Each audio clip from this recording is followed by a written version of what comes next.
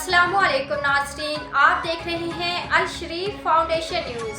सबसे पहले चौधरी परवेज इकबाल की रिपोर्ट के मुताबिक HPL PSL 8 के 22वें मैच में सनसनीखेज मुकाबले के बाद कोयटा ग्लैडिएटर्स ने मार्टन कैपिटल की जारहाना इनिंग्स की बदौलत कराची किंग्स को 4 विकेटों से शिकस्त दे दी।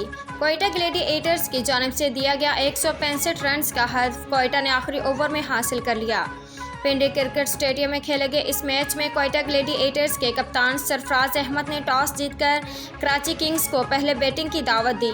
कराची किंग्स का आगाज़ अच्छा न रहा। पहले ही गेंद पर नसीम शाह ने मैथ्यू वेड को मैदान बदर कर दिया, जबकि नए आने वाले बल्लेबाज तैयब ताहिर 7, जबकि उनके बाद कासिम अकरम 8 रन के मेहमान ठहरे। ओपनिंग बल्लेबाज एडम रोसगंटन ने एक जानिब जारहाना खेल जारी रखा, लेकिन सामने से विकेटें गिरने का सिलसिला जारी रहा। मज़ीद अपडेट के लिए देखते रहिए अल शरीफ फाउंडेशन न्यूज़।